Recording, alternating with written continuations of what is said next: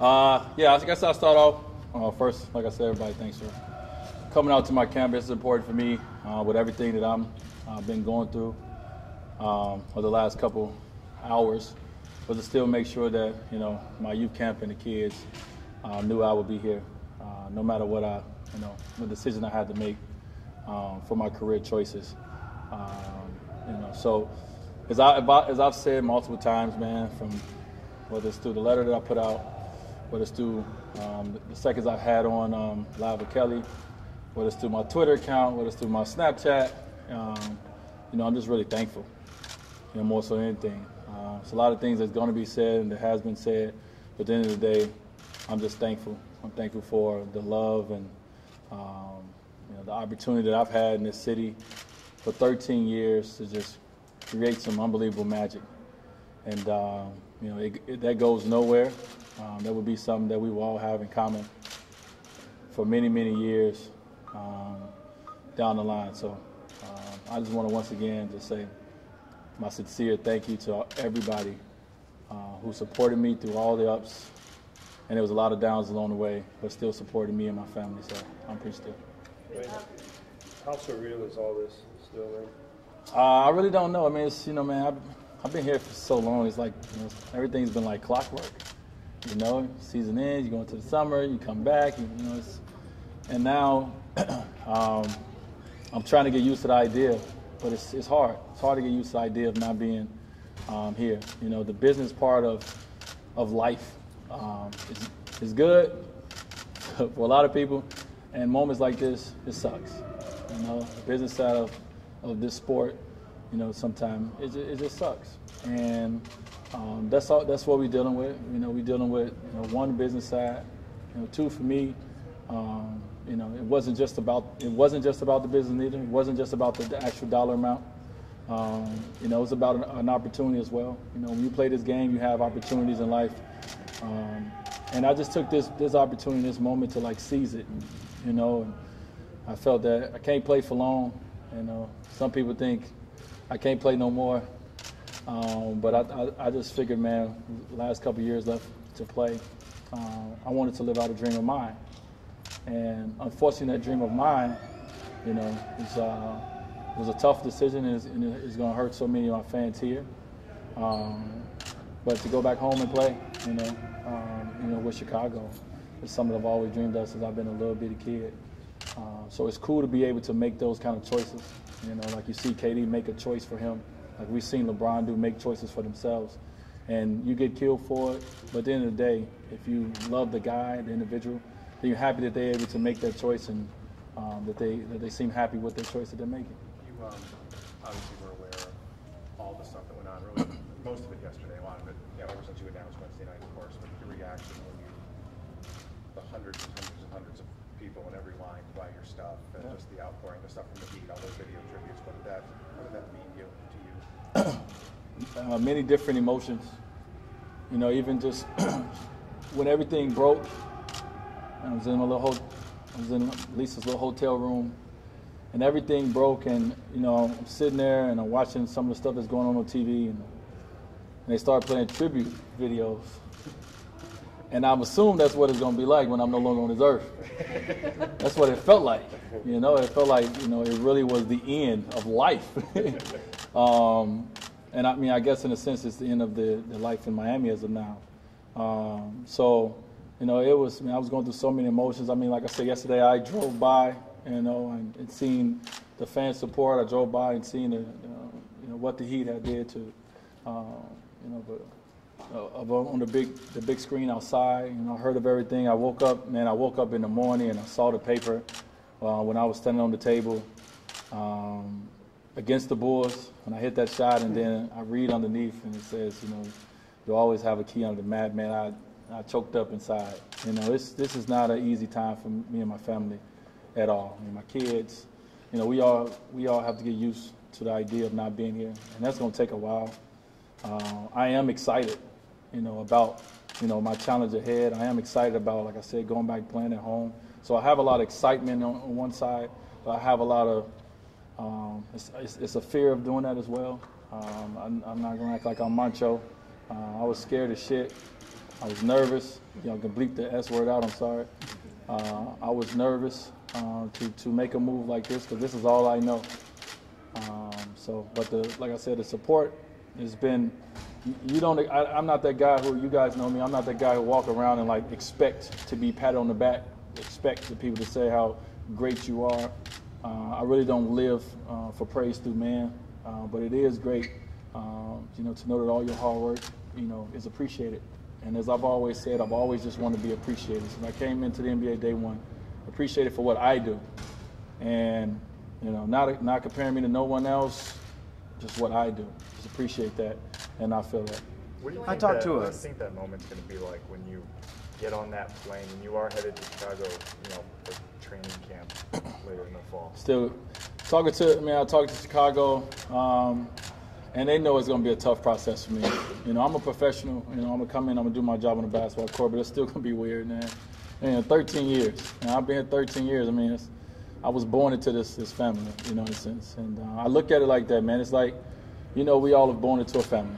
And you get old enough when you go to college, or you get older and you decide to go out and find your own family by your friends that you make friends with become your family. And that's, in a sense, is what I've done.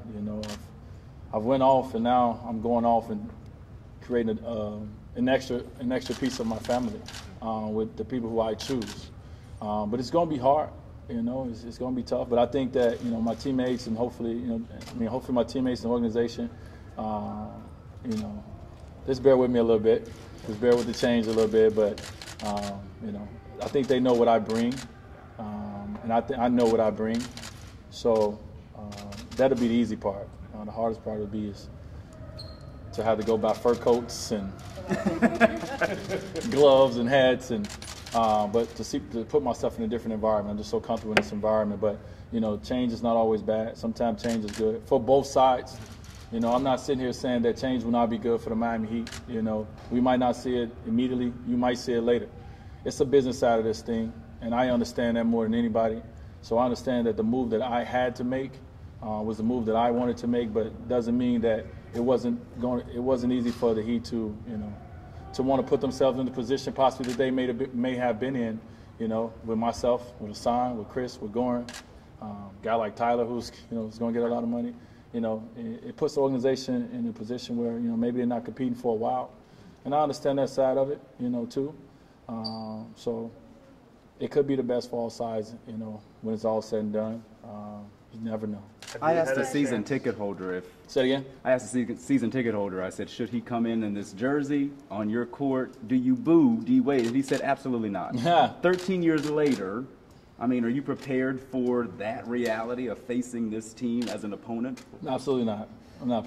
That's a long way away, and I'm gonna take my time to get there. I think I have nothing to compare it to, really. Only thing I got to compare it to, I remember I went back to Marquette in Chicago for the first time. I remember I go back to Milwaukee, after I left college. Great Final Four run. They introduced my name. Everybody go crazy. I'm like, okay. As soon as I got on that court, everybody started booing me. I was at the free throw line. They was like, boo! It threw me off. I think I might have shot close to air ball. It threw me off. So I have nothing to really compare to. I just know that at the end of the day, I know that the fans in this city have supported, have loved, have hated moments too. It hasn't been all perfect, but I know that they respect what I've been able to accomplish with Miami Heat and my teammates, and I know they would show me that love. And if they boo me once the game starts, then they better watch what time of the game they boo me. That's all I gotta say. What do you take away? Dwayne, so much of this has been sort of characterized as a personal issue between you and Pat over the last couple of years. Yeah. How much of that is true? And have you had a chance to talk to him since you made the decision? Well, it's going to be a lot of stuff that's will be said about me and Pat. First and foremost, I love Pat Riley. He's been someone who's been a figurehead in my life. Since I got drafted here at 21. But at the same time, he has a job to do. He has a different hat to wear. That hat sometimes is not to be my best friend. That hat is to be the president of the organization and to be a businessman. And it sucks because you know somebody so well, you guys love each other, but the business side come out, and we have to deal with that. So I'm not saying that, we've hugged and cried and shared tears at this moment, but I love Pat, and I will always love Pat. And, you know, and I know he feel the same way about me, but that's the business side, man. You know, he's a tough cookie, you know, and I've grown into be a tough one as well. So, you know, yeah, we can butt heads at times, but I have nothing but the utmost respect and admiration for what, you know, he's been able to do in this game of basketball. I still haven't even scratched the surface of what hopefully my impact will be in this game of basketball. I only got 13 years under my belt. He got 13 years times 10 under his belt. So I'm not that guy. I mean, I know I've heard a lot of stuff back and forth. I'm never bashing Pat Riley. I'm never bashing Miami Heat organization. I'm never saying nothing negative out my mouth about them. Does the way that the process go down, are you angry? Yes. You know, do you feel a certain way about stuff? Yes. I feel that way about my parents, but I love them to death. And my kids feel the same way about me when I got to punish them and I don't do what they want me to do. But they love me to death. And that's the way I feel about this organization. Like I said, the business side just comes into play sometime, and it's an ugly, ugly side. But at the end of the day, it's nothing but love for me. What do you take away from the 13 years here? I don't know. It's going to take me a while to grasp the concept of this. You know, I don't wish you guys was in the room when I had to do all this, but I wish you guys was in the room so y'all could see the emotions that not only I was going through, but the people that's on my team and in my family that was there that was going through. I mean, this is not an easy decision at all, you know, and I wish I had more days and I wish I had another month to make it. But, you know, that's going to come in stages. You know, when I get to sit back and look at what we accomplished here, knowing that whatever we accomplish here, I'm going to try to take some of that recipe and I'm going to try to put it into the DNA of my new teammates and my new organization. And not everything, some of the things I want to take, I'm going to try to take it with me and put in. So, you know, I don't know if I'm going to, while I'm still playing, if I'm going to look back on these 13 years and understand really what we accomplished. You know, like I said, I couldn't watch too many highlights because it was getting me emotional. You know, I had to turn away a couple times, you know, from the TV and then come back to it because it was very emotional just thinking about, you know, just looking at the moments that we had here. I mean, you know, when you go through it, you kind of forget. You know, I think everybody kind of forget, but they were special. Who leads this team now? Who becomes the face of the franchise, in your opinion? Who do you bequeath Whoever they this? decide to become, you know, Chris Bosh is still on the roster. You know, Chris Bosh is still the champion, the veteran guy who has to lead. You know, and I know his situation is so, you know, out there in the public and no one knows, but he's still here. So for me, if I have to say one guy, it's him and hopefully UD can sign back with the Heat and them two, you know, continue to lead these guys. It's a new generation. Now, I don't know what's going to happen. I'm out of the business side of it, you know, but, you know, I do want success for, you know, this organization forever and ever and ever. While I'm playing, maybe not more successful than I'm going to have, but I do want success. I mean, I got so many of my young guys, man. I mean, Justice and Josh. Love those guys, man. Rook 1 with 2. So I want to see those guys take these steps and become as good as they want to become and continue to be a championship, you know, style organization. What do you think it means for these kids here? Chris Bosh? Have you had a chance to talk to Chris Bosh and what it was? Yeah, I talked to Chris probably more in these last couple of days on the phone than I've talked to him on the phone. You know, a long time. You know, it's different. You know, and I think it's starting to set in for Chris, and, probably more than anybody. You know, how much he would miss, and how much I would miss sitting next to each other on the plane. You know, talking. You know, we live right down the street from each other. My house here, his house here. You know, just going down his house, not calling, just showing up, vice versa. You know, him coming downstairs, I'm already in his kitchen. I think he's going to miss those things. And I think it's setting in, and it's going to be hard. You know, we're going to see each other soon. You know, just, you know, when I leave here and before I go to China, I'm going to see Chris and spend some time with him. But it's going to be hard, man. You know, Chris became one of my best friends. And obviously, our friendship, you know, our brotherhood, I don't think no one is going to write articles about our brotherhood like they will about me and the other guy's brotherhood. But it's the same love and the same respect. And that's not going anywhere. And, you know, I hope no one tries to let that go anywhere because what we shared these last 6 years is irreplaceable.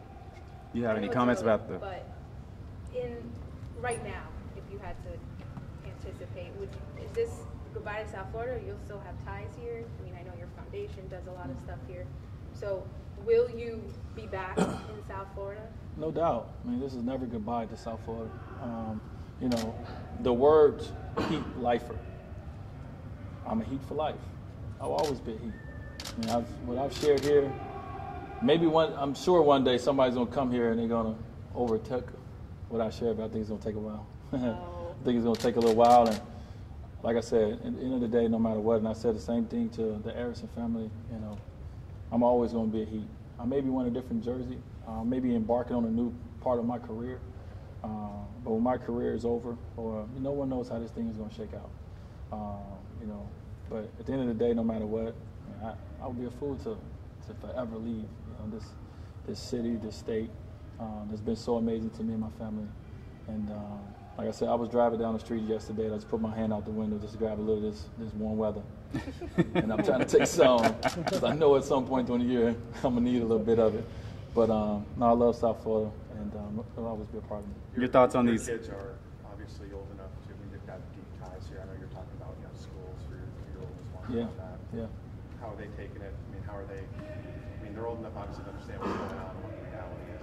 How are they taking it? Are they just kind of along for the ride? Are they upset? Like how well, that's a great question, Tim. Man, how I've always done things, and when I say I have a team, I have Team Wade, who I ask for their advice. I have my wife, I have my kids, and they're on my advisory board on big decisions that I make, and I get all the feedback. And I crunch it in my mind, and I come out with a decision. I talk to my kids. I talk to Zaire, him being my oldest son, birthright, about this decision, and really got a feed and a feel of what he felt.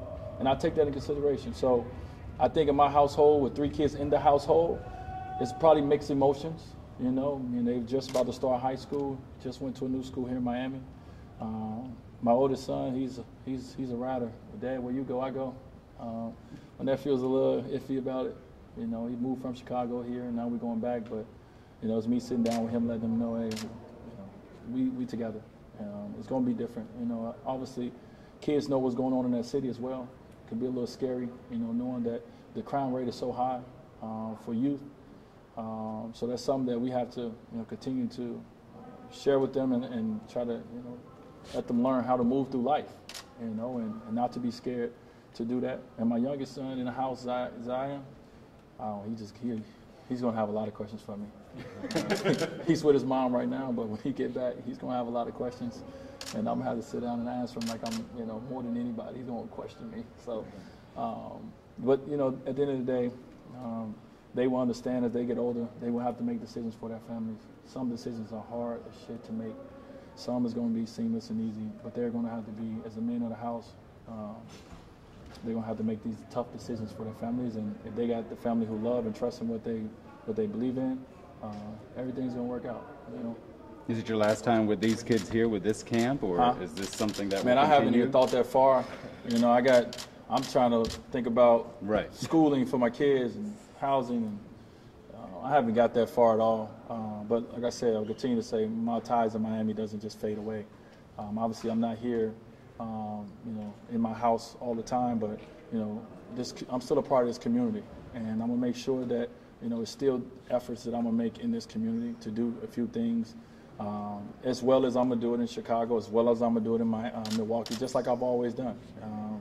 My zip code changed, my heart doesn't change, and so we continue to do stuff. When you look at what's going on in the world in the last few days, and you look at what's been going on in Chicago for some time now, it's got a problem. Obviously, it's everywhere now. How active do you anticipate being? I know you've kept ties there. I know you still the foundation still does a lot there. You're trying to do a lot there. Well, how active can you be? How active do you hope to be? The one good thing about going back to Chicago and really being on the ground is one of the things is my foundation. And what we're trying to do there, what my sister and my foundation was trying to do. But now hopefully able to since I'm there on the ground, we're able to get more support, not only from the Chicago Bulls, but from the community leaders, the people in the city who has the same belief that we have to want to see different. So I will be as active as I can be in trying to create certain programs in certain places and safe havens for our youth as much as I can. But what I love is like just reading what Melo put out yesterday. I loved every word and what he said and what he meant, and I'm all in for it. You know, as an athlete and as a person who has this platform, you know, we like to sell things, we like to be on commercials, we like to do all these things, but when things come up in life, you also have I think you have a responsibility as a face of this world. If you believe in something, to get behind that. And this is something that we all believe in. I think this is a worldly thing. This is not just an African-American thing. You know, we all believe in the one common goal, to stop the violence, you know, and it's awful. It's always been awful. Now, because of all these cameras and social media, we're able to see it more. But, you know, we have to do better, you know, and it's going to take certain people to lend their voice, lend their time to do that. And I'm happy to say that I have friends that are willing to do that. So, you know, we will all get together and see what we can do, and we can go from there. We're going to take just a few more questions. If someone hasn't asked anything yet, this is your time. So we'll take a couple more. Wait, just all the crazy money going in the NBA. I mean, some guys, like the NFL guys, they said, one guy said he had to Google a guy to find out who he was who got so many. Is it a little bit? I know as a player you're not going to say it, but you're absolutely right, I'm not. Talk to me in a couple years if I'm on the other side of this thing. Well, you know what I think, and this obviously as a player, it's great. But this is where people have to understand, this is where our game is going. You know, thanks to our fans, you know, thanks to the great play of the league and what David Stern was able to do and what now Adam Silver is able to do, our league is going this way. So with our league going this way, you know, our TV deal was monstrous. Who do we give that to? We gonna give that to all the billionaires? I don't think so. I think we got to share that, you know, and so that's what we're doing. You know, it's a shared thing. And with that being said, the players is getting, you know, an opportunity to get a little bit of that baseball money. They still way higher than us, but we got a little bit of that. I saw a lot of comments from the football guys, and I get it. But you know, hopefully they get to that point as well. I mean, they're bigger than us. You know, hopefully they get to that point and they sit down and they look and see how they can, you know, get a little bit more of the pie. So it's good for our game because our game is growing. So everyone look at the numbers and they're like, who is this guy? Well, you know what? That's just what it is. What was a $13 million contract years ago is now the $20 million contract. What was $8 million years ago is now $13, $15 million. It's went up that way. And everybody better plan for it as it's going on. I'm not saying it's going to last like this forever, but while it's here, you got to plan for it or you're going to be in tough situations. You know, like we find ourselves in and other organizations may find themselves in. When you think back to the first press conference here, when you got drafted, yeah, oof. to now, just I know you'll have time to reflect eventually, but just your growth, everything. Does it feel like 15 years? Feel longer actually. I remember. Obviously I've seen it too, but sitting at that press conference and I was holding Zaire like this. Suit was on him too big for him. Now if he was here right there today, he'd be standing at my height, looking me in the eyes. So there, you know, it seemed like way longer than 13 years. I feel like I've been here forever. You know, it kind of, the memories before me even getting to Miami, I started to fade a little bit. That's how long I feel like I've been here.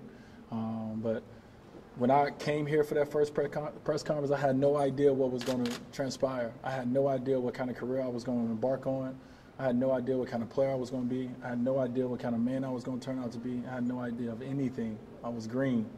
And I just came here ready to play basketball.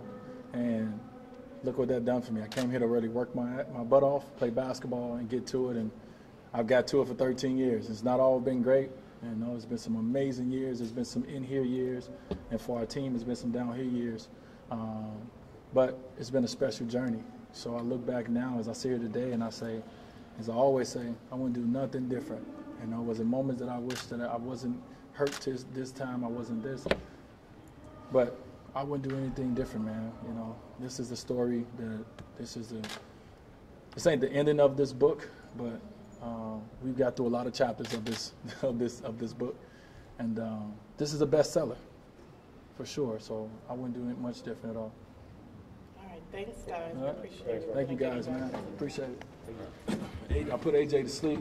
They say anytime you need me, I can come and talk.